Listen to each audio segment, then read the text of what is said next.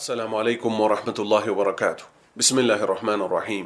الحمد لله رب العالمين والصلاة والسلام على رسول الله وعلى آله وصحبه أجمعين إن شاء الله تعالى يتشاطر يالج يدمس فايل متهونو እህታችን ሀሊማ ሆይ በአላህ ላይ ተስፋ አትቁረጪ የሚል ይሆናል ማለት ነው።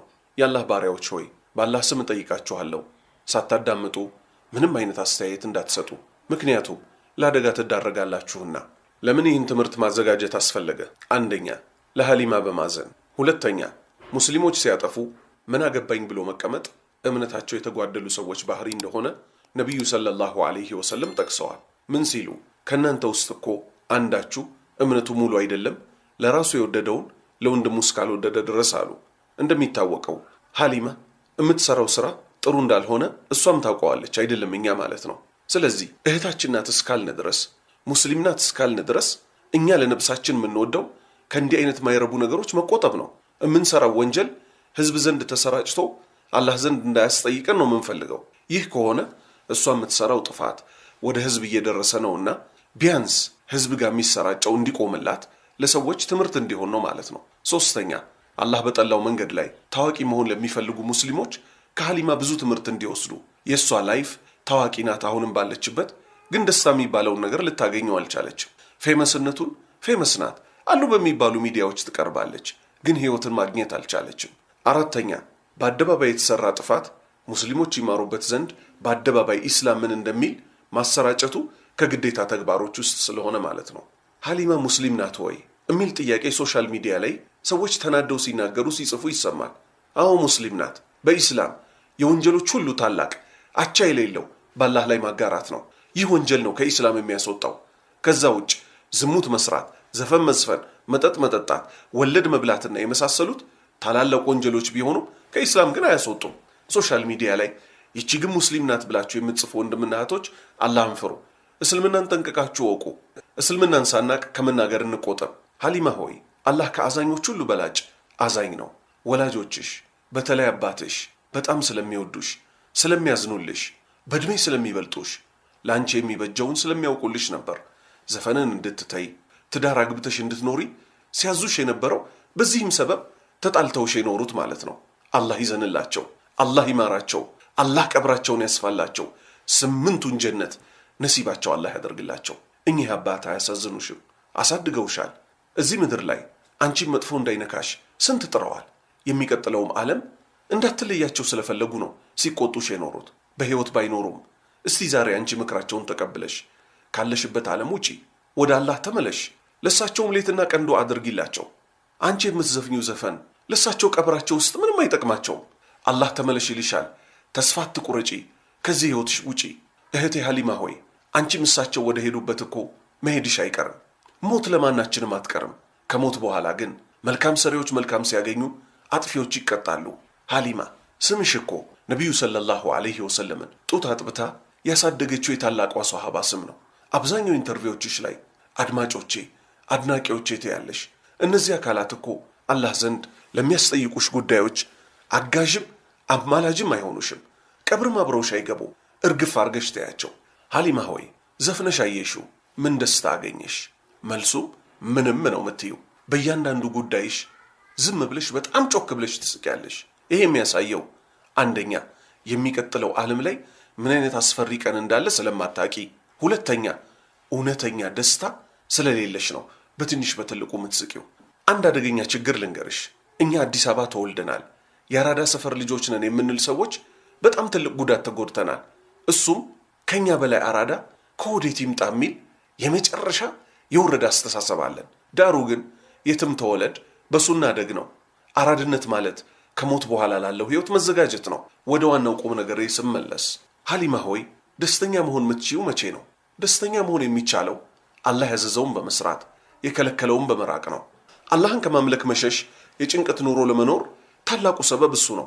አላህ እንዲህ ያለ ወመን አዕረض አን ዚክሪ ፈኢነ ለሁ መዒሸተን ضንካ ወነሕሹሩሁ የውመ ልቅያመቲ አዕማ። ትርጉም ከግሳጼም ትእዛዜን ከማክበርና ክልከላይን ከመራቅ የዞረ እምቢ ያለ ሰው ለሱ ጠባብ ኑሮ አለው፣ በትንሣኤውም ቀን እውር ሆኖ እንቀሰቅሰዋለን አለ። ቃለ ረቢ ሊማ ሐሸርተኒ አዕማ ወቀድ ኩንቱ በሲራ። እሱም ይላል በተራው ጌታዬ ሆይ ለምን እውር አድርገህ ቀሰቀስከኝ? በእርግጥ የማይሆኝ ነበር እኮ እዚህ ምድር ላይ አለ። ቃለ ከዛሊከ አተትከ አያቱና ፈነሲተሃ ወከዛሊከ ልየውመ ቱንሳ። ነገሩ እኮ እንደዚሁ ነው። ተአምራቶቻችን መጣችልህ፣ ተውካትም፣ እንደዚሁ ዛሬ ትተዋለህ ይለዋል። ስለዚህ እህቴ ሆይ አንቺ ያለሽበትን ህይወት አንቺ ታውቂዋለሽ፣ እኛም እናውቀዋለን። ከዚህ ህይወት ውጪ መልካም ህይወት እንዴት እንደሚገኝ ደግሞ ራሱ ምን አለ? መን አሚለ ሷሊሐን ሚን ዘከሪን አው ኡንሳ ወሁወ ሙእሚኑን ፈለኑሕየነሁ ሐያተን ጠይባ። ትርጉም ከወንድም ወይንም ከሴት እርሱ አማኝ ሆኖ መልካም የሰራ መልካም ኑሮን በእርግጥ እናኖረዋለን አለ። ሀሊማ ሆይ በቅርቡ ሙስሊም ወንድምና እህቶችሽን ያስቆጣ ኢንተርቪው ሰጥተሽ ነበር። ወንድምና እህቶች ሚለውን አስመሪበት። እኛም ወንድምና እህቶችሽ ነን፣ አንቺም ደግሞ እህታችን ነሽ። እህታችን እስከሆንሽ ድረስ ያንቺ ጉዳይ አያገባንም። ገደል ግቢ አንልሽም። አደለም ጀሃነም አደለም ገደል እንቅፋት እንዲመታሽ አንመኝልሽም። ምክንያቱም እቺ ከባዷ ቃል ላኢላሃ ኢላላህ አስተሳስራናለች። እስቲ ልረዳሽ ከዚህ ኢንተርቪውሽ እህቴ ሆይ አሁን በህይወትሽ ምን ላይ እንደደረስሽ። ታዋቂም ብትሆኚ፣ በየናይት ክለቡ ብትጠሪ፣ የሀገር መሪ ዘንድ ብትቀርቢ እዚህ ደረጃ ደርሰሻል። ምን የሚል ደረጃ? የሚያዝንልኝ፣ የማፈቅረው፣ የሚያፈቅረኝ፣ ጥሎኝ የማይሄድ ወንድ አገኛለሁን? ይህ እንኳን አይሆንም እያልሽ እኮ ነው።